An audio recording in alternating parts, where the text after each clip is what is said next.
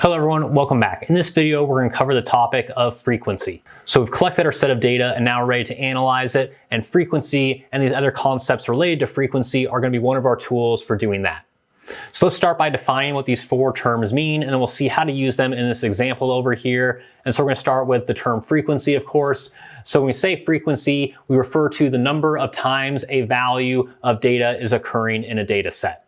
So in this data set over here, we have a group of 20 students that were asked how long their commute to class was, and we filled in that information in this table below. So the survey was given out where students could respond with their commute being between 0 and 15 minutes, between 15 and 30 minutes, between 30 and 45 minutes, and so on. And in this second column of our table here, we can see the numbers for the frequency.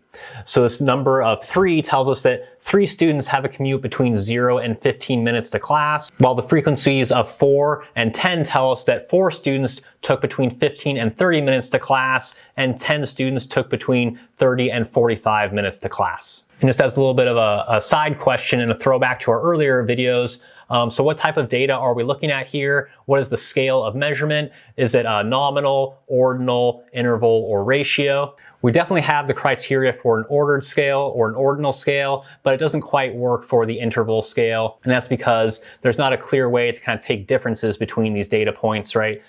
2 students who arrived between 0 and 15 minutes compared to 2 students who arrived between 15 and 30 minutes don't have the exact same difference between their commute times. So we aren't meeting that criteria for that interval scale.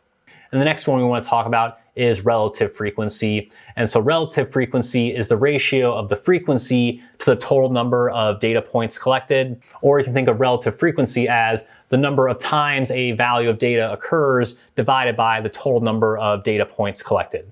And so in our fourth column over here, we have the relative frequency calculated for all of our different data points. And so we have a relative frequency of 3 over 20 or 0.15 or 15% for this first category for 0 to 15 minutes.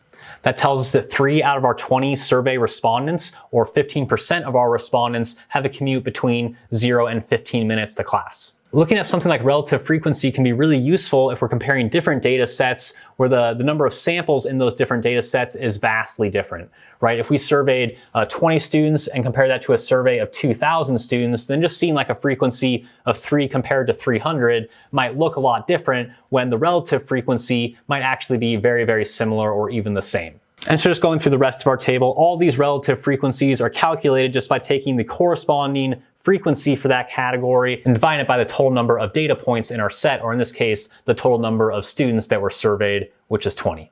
And so the next definition we want to look at is the cumulative frequency. And all the cumulative frequency is the accumulation or the sum of the previous frequencies as we move down or through our table.